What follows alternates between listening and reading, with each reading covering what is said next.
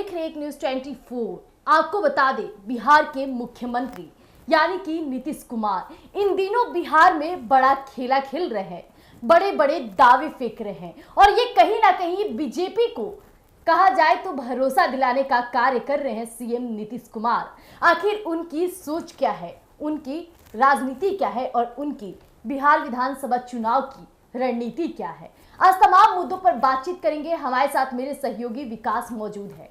विकास, क्या कहना चाहेंगे? देखिए, सीएम नीतीश कुमार का जब जब बिहार में जिक्र होता है तब तब सीएम नीतीश कुमार के लिए सिर्फ जहन में एक ही शब्द जाते हैं कि सीएम नीतीश कुमार कब पलटी मारेंगे। ये ऐसा पलटी मार का दौर चला सीएम नीतीश कुमार के कार्य में कि सीएम नीतीश कुमार कब किधर किसी को पता नहीं। वैसे में सीएम नीतीश कुमार 2025 विधानसभा चुनाव आने से ठीक पहले एक तरफ राजद कह रही है कि पलटी मारने वाले हैं, तो दूसरी तरफ सीएम नीतीश कुमार बीजेपी को और बीजेपी के बड़े नेताओं को ये भरोसा दिलाने में लगे हुए हैं कि वो पलटी नहीं मारेंगे, जो गलती उनसे हुआ वो गलती दोबारा नहीं करेंगे। लेकिन सीएम नीतीश कुमार हमेशा से अपने पुराने अंदाज के लिए जाने जाते हैं। वैसे में सीएम नीतीश कुमार पर भरोसा करना बीजेपी के लिए भी खतरे की घंटी है, क्योंकि अगर ज्यादा भरोसा सीएम नीतीश कुमार पर करके 2025 विधानसभा चुनाव के लिए बैठ जाएंगे तो बीजेपी के लिए खतरे की घंटी इसलिए हो जाएगी कि कब सीएम नीतीश कुमार पलटी मार देंगे और जो रणनीति बीजेपी सीएम नीतीश कुमार के साथ बनाई रहेगी वो रणनीति धराशायी हो जाएगी। वैसे में बीजेपी जो है ये अच्छे तरीके से जानती है कि अगर रणनीति बन रहा है गठबंधन में तो रणनीति गठबंधन के अलावा भी एक अलग से बनाकर रखे रहे, एक अलग से विकल्प रखे रहे कि जब सीएम नीतीश कुमार पलटी मारेंगे तो उस विकल्प के अनुसार काम किया जा सके बिहार में खास करके।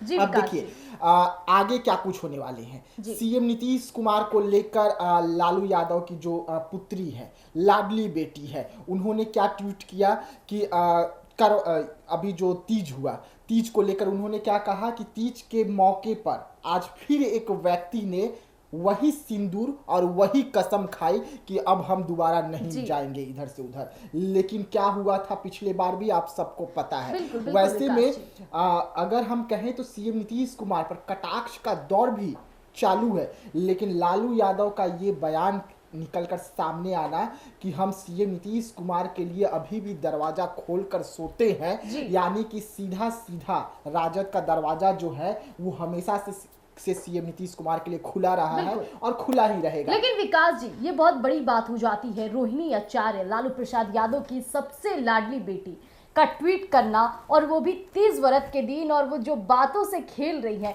वो कहीं ना कहीं सीधे सीधे कहा जाए तो सीएम नीतीश कुमार पे निशाना साध रही है। लेकिन इस वक्त की बड़ी खबर ये हो जाती है कि आए दिन तेजस्वी यादव सीएम नीतीश के साथ मिलना जुलना, कहीं ना कहीं सीएम नीतीश को लेकर के कई कैसे लगाई जा रही थी कि वो राजद में शामिल हो जाएंगे या राजद उन्हें सीएम नीतीश को फिर से न्योता देने आया है। लेकिन अभी बिहार के मुख्यमंत्री का बार बार कहना कि मैं दोबारा नहीं जाऊंगा, हालांकि मैं 2 बार गड़बड़ा चुका हूं, यानी वो साफ तौर पे कहना चाहते हैं कि मैं राजद में वापिस नहीं जाऊंगा। लेकिन क्या लगता है आपको कि सीएम नीतीश के बोले गए ये बोल क्या वाकई सच है या फिर रोहिणी आचार्य का वो ट्वीट? देखिए, बिहार सरकार में जब राजद के साथ सीएम नीतीश कुमार थे तो सबसे पहले रोहिणी ही वो थी जिन्होंने खुलासा किया था कि चाचा हमें छोड़कर जाने वाले हैं, और वो भी ट्वीट के माध्यम से ही रोहिणी ने खुलासा कर दिया था। हालांकि रोहिणी के खुलासे के बाद भी लगातार तेजस्वी यादव और सीएम नीतीश कुमार ये कहते रहे कि सब कुछ ठीक है, हम पलटी नहीं मारेंगे।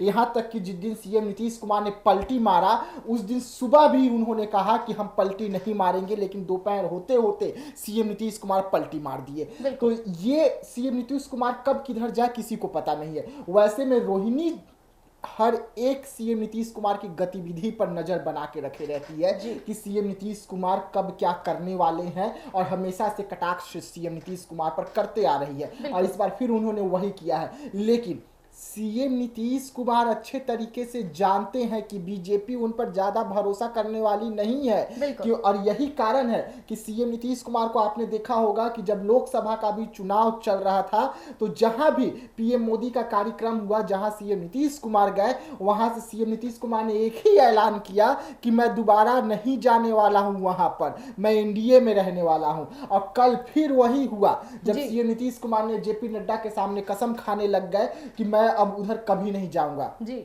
अब हम पलटी नहीं मारेंगे।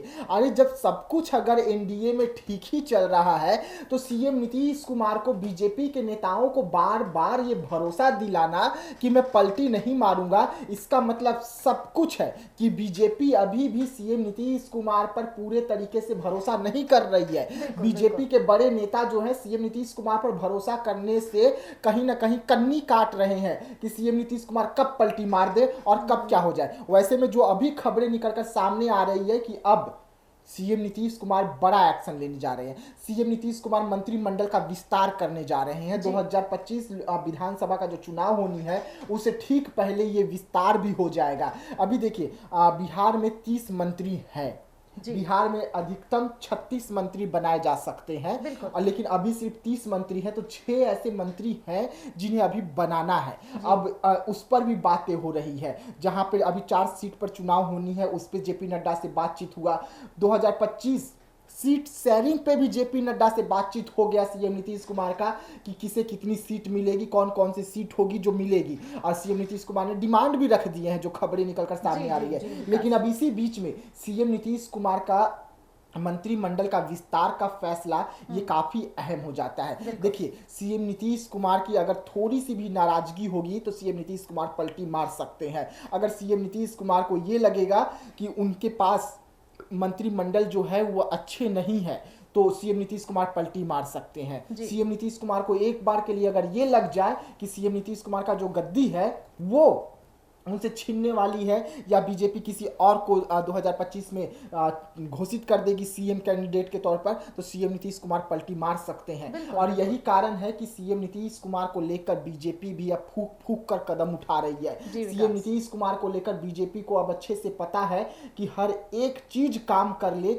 लेकिन सीएम नीतीश कुमार को नाराज नहीं कर सकते हैं। क्योंकि बीजेपी का अगर इस वक्त हम जिक्र करें तो देखिए बीजेपी वो पार्टी है जो सबसे बड़ी पार्टी बीजेपी इस वक्त है। और बीजेपी कहा जाए तो नकेल कसने का कार्य भी करता है। हाल दिल्ली में कहा जाए तो जिस तरह से चिराग पासवान काफी ज्यादा कहा जाए तो उनके रजामंदी से अपनी नाराजगी जताने लगे थे, तो तुरंत बीजेपी एक्शन में आई, पशुपति पारस को दिल्ली तक बुला ली। यहाँ तक कि सीएम नीतीश भी अगर कुछ भी छोटे मोटे गड़बड़ी करते हैं तो बीजेपी उनपे भी नकेल कसने का कार्य करती है। देखिए और इसी दौरान सीएम नीतीश कुमार को लेकर बीजेपी चिंतित भी है और ये अच्छे तरीके से बीजेपी जानती है कि हम सीएम नीतीश कुमार को नाराज अगर करेंगे तो बिहार में इतनी बड़ी पार्टी होने के बाद भी बिहार में सीएम नीतीश कुमार के बिना सरकार बनाने में बीजेपी असमर्थ रहती है। बीजेपी नहीं बना पाती है सरकार बिहार में, खास करके यूपी में बना ली लेकिन बिहार में अब तक एक बार भी बीजेपी अपने दम पर सरकार नहीं बनाई है। वैसे में बीजेपी के पास आखिरी चारा सीएम नीतीश कुमार बचते हैं, क्योंकि सीएम नीतीश कुमार भले ही कुछ कर ले